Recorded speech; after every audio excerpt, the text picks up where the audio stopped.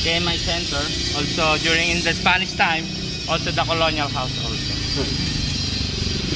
You can see that building, it look like second floor, but inside fourth floor. Oh, yeah. They hide the floor, they hide the building. Hey.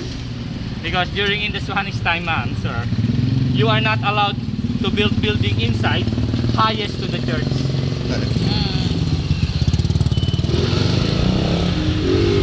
This one also, it's a church before, but now a museum.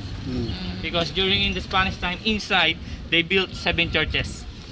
Every 300 meters they have a church inside. And the left building, this is the former site of Ateneo de Manila University.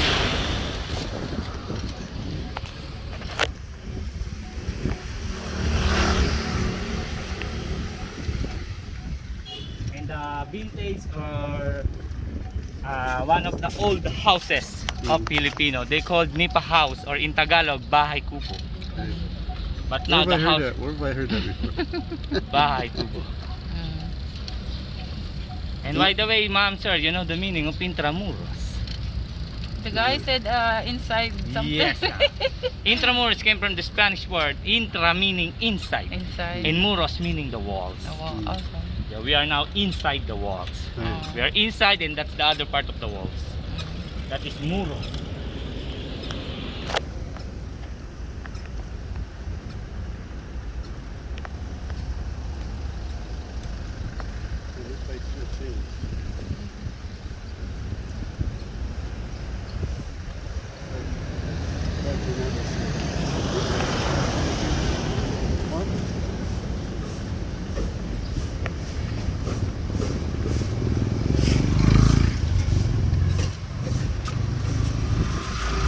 Puerta de Santa Lucia. This is the main gate, or the original gate of Intramuros. But now it's used as a barracks of the security guards. And that building, that area during in Japanese time, it's used as a prison cell. Ano yun to? Ayan. Ito po yung convent. Okay. This is the gallery of the Philippine president. Okay. The famous one is the 10th president of the Philippines.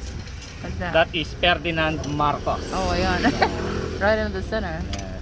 One of the handsome guy, but the dictator. Yeah. It's Same a good strategy president, though. of Duterte. Think it's Actually, better. I like Marcos, Yes, also me, sir. but I'm not sure about the turkey. Because during in Marcos time, sir, other country not allowed to have transfer their product in the Philippines.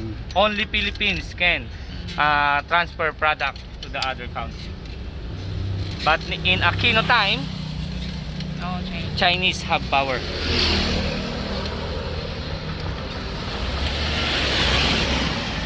Ito naman po, ma'am, yung this is the first school of Philippine Military Academy.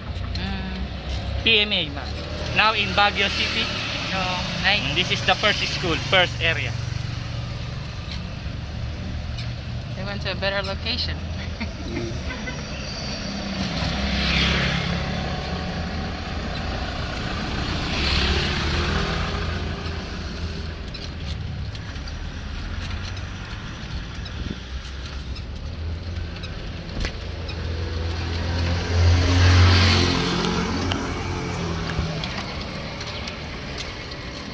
After ng gantong tour, ma'am, saan na po ang way niyo pa exit? Opo.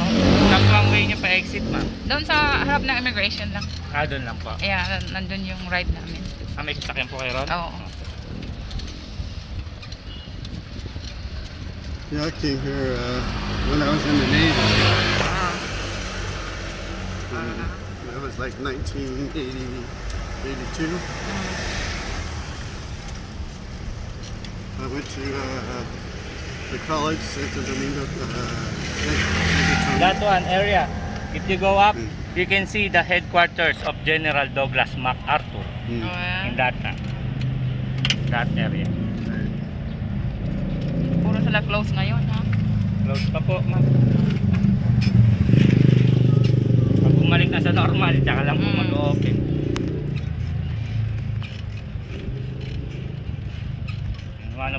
famous Medicine University Right. in Manila. That is pamantasan ng lungsod ng Maynila or University of the City of Manila. Yeah, when I came here, I give myself a tour. Oh yeah, I walked in this way. Much better the office. We're going now to the headquarters of the Japanese.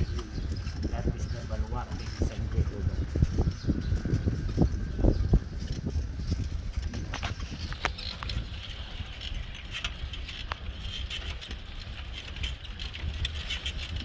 That's the Baluarte de San Diego Gardens. This is the headquarters of General Tomoyoki Yamashita. You're familiar with Yamashita, huh? Yep. Sir, this one, no? Baluarte San Diego, during in Japanese time, they have a watchtower. They have a watchtower, but it was destroyed. And you see the circle, or they call the maze, they call the underground prison. Underground prison cell, yeah. That area, Baluarte San Diego Gardens, in this area, they have dungeons. Dungeons that connected outside and also connected here in the Port Santiago. Okay. The prison cell of the national hero of the Philippines. This area they call the underground prison cell. The problem is if they have a typhoon in the sea, Yeah. the water's high tide and go to the dungeons, and the water goes to the prison cell. So You know, everybody all the Filipino and American soldiers that drowned. been arrested by Japanese, they have no choices. If they escape, they die. If they stay, they die also. That is the Japanese time. So this was a park over there. Other side, sir. Yeah, I walked across there. Walking, then, yeah, walking. That was 1982. 1982, sir. Yeah. It's very long years, sir. 100 years. No, 19. Like your father. No, 1982. Sir, that is the remaining weapon of the Japanese. That is the Japanese cannon. That is the secret weapon of the Japanese during in the Japanese time. But in 1945, that cannon is useless because the America think that if they landed again at the sea, they are defeated again because they shoot them by the Japanese. So that's why they did not landed at the sea. They landed at the river, Pasig River, at the back of the cannon. So that cannon is useless.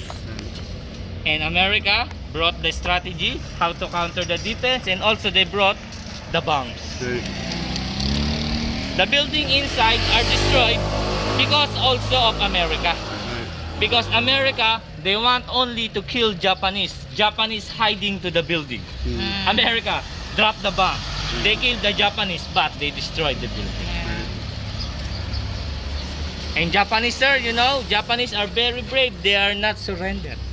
Nope. Even after the war, they're still hiding. ma'am. Hindi po sila sumuko. Walang patayan. And you see that, that is the mark of the bullets. The bullet hole in the wall happened also during in 1945. That's original, sir. Right. Before it's a mark of bullet only, but it was long time ago, so it was scrapped. So that's why it's big one. And also a prison cell during in Japanese time.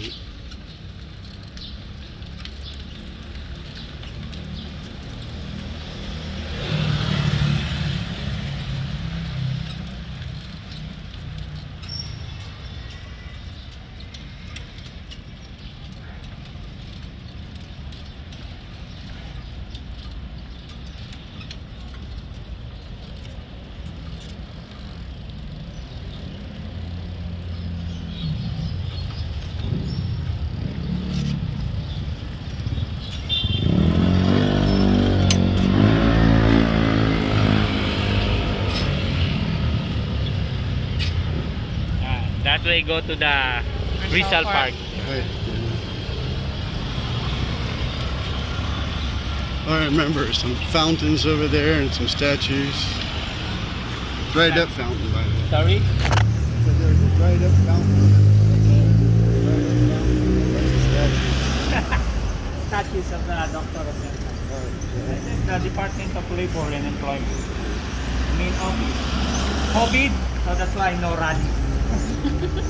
Walang COVID ba? Araw-araw na. Maraming reklamo. This building also, sir, before is a church. Yeah. Recoletos Church and Convent. Destroyed also 1945. Rebuilt and used now as a newspaper factory. Right. Manila Bulletin. Right. Yung itsura man, pang simbahan pa rin yung itsura niya. Triangle. Manila Bulletin.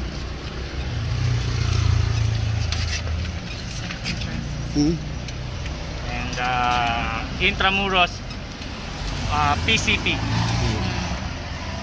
So that's why if you go inside of Intramuros, you are very safe. The case of COVID is very low, and there have a lot of security guard and police roving inside.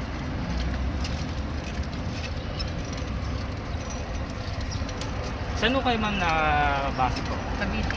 Cavite po po.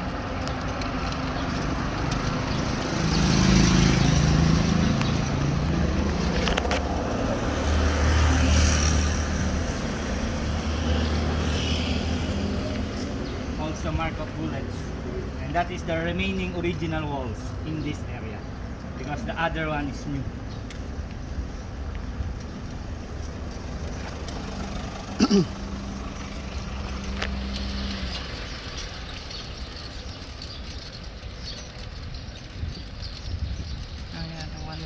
Bullets here.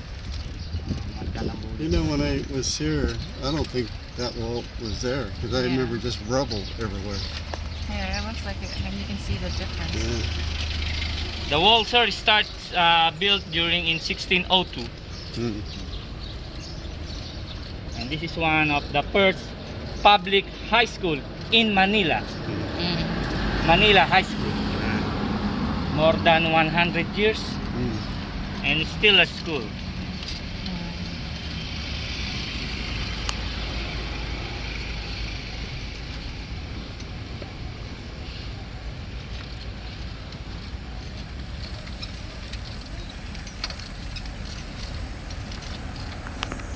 In the rooftop, they have a sky deck, and you can see the perfect angle of Intramuros.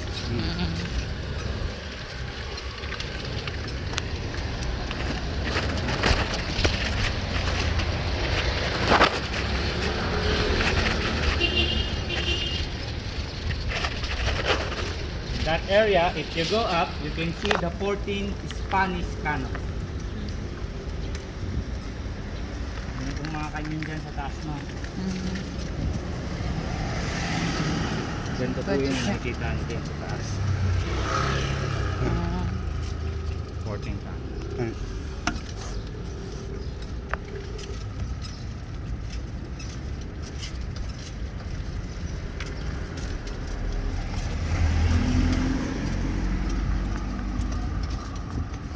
This one also, before it's a church, San Francisco Church, but now it's a university. Mapua University, excellent for engineering.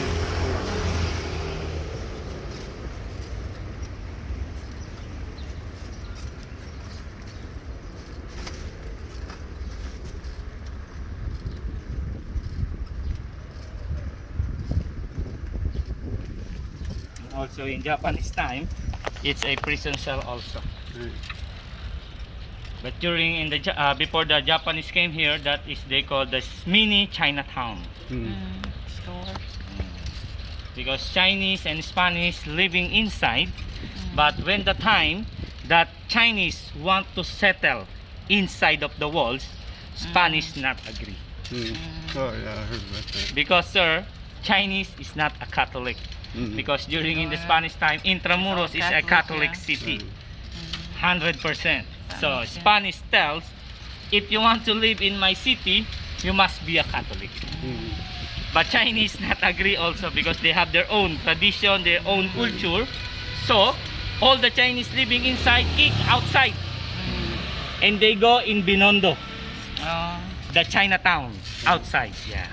They built building outside bigger than Intramuros. Yan po ang ginawa ng mga Chinese. Lumipat po sila. Good. This building, Lyceum of the Philippines University. Before a university, it's a hospital. Hospicio de San Juan de Dios, ma'am. Baka nadadaanan niyo po yun. Yung nasa Pasay po. I thought he was gonna say church. It's hospital now, sir.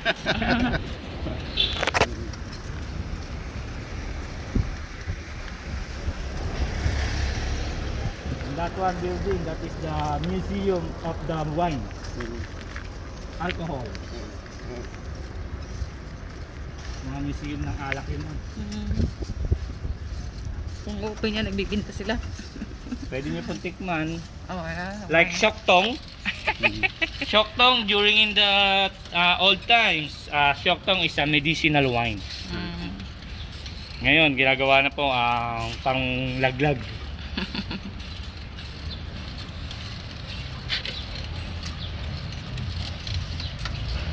There's McDonald's. Donald. Starbucks.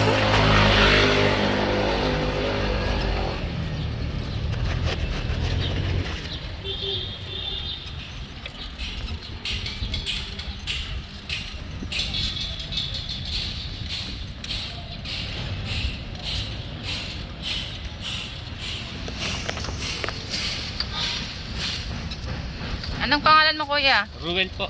Ruel. Kasi lalagyan na namin to sa YouTube namin eh. Sige po, ma'am.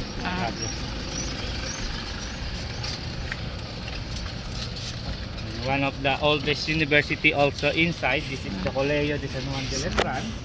It founded, sir, in 1620. Now they have about 401 years.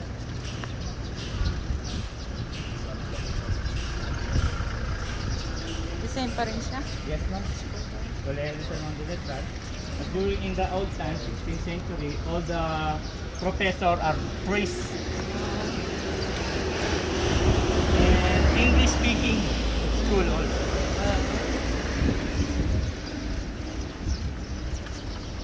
That's the other mark of bullets. And this is where America entered during in 1945. At the back of the cannon. This is the riverside. Yes. Pasig River, yeah. At the front of that building, that is the river.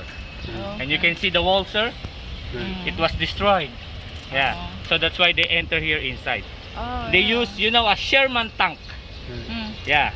Okay. Sherman tank is very strong. They also build, destroyed walls. Say America used that one to destroy that building, that walls. So they enter and they attack at midnight. Japanese is sleeping.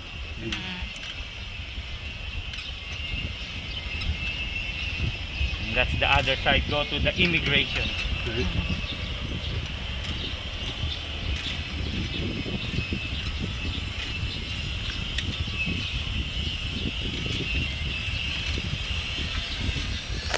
Exclusive for girls only. But now they combine the boys and girls. Other reason is another income. Yeah.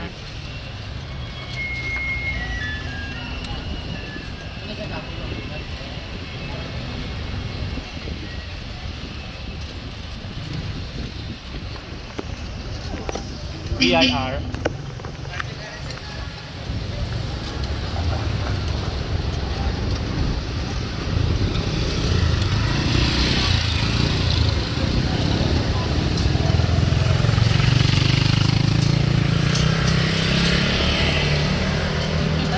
Pwede ba ba?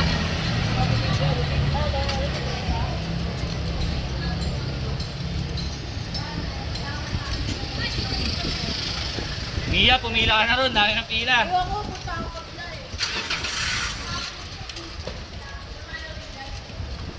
They have a famous community pantry. Oh yeah? Well, that's good.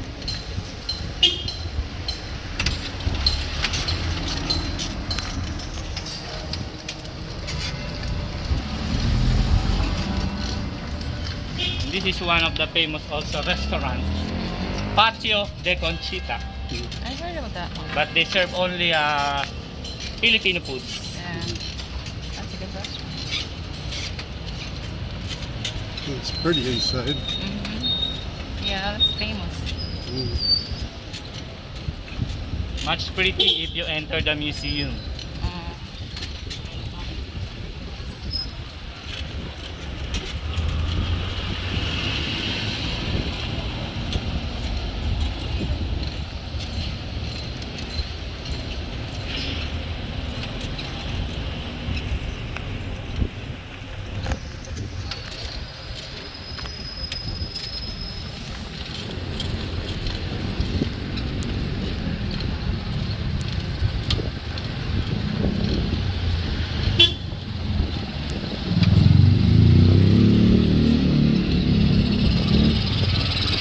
Before, during Spanish time, Intramuros surrounded by the church, by the university, but now it's surrounded by office. Yeah. Office system.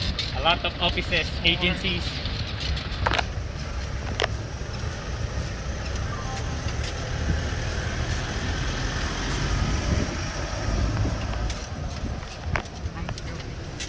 Mhm.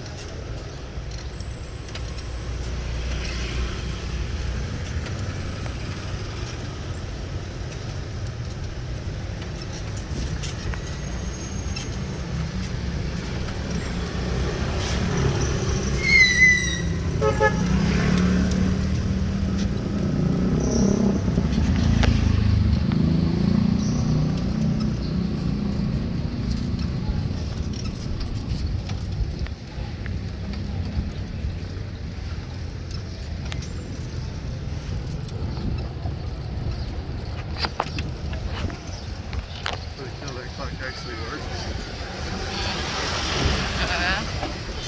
2 o'clock. Marami mga restaurant dyan, mga karinderya. Yeah.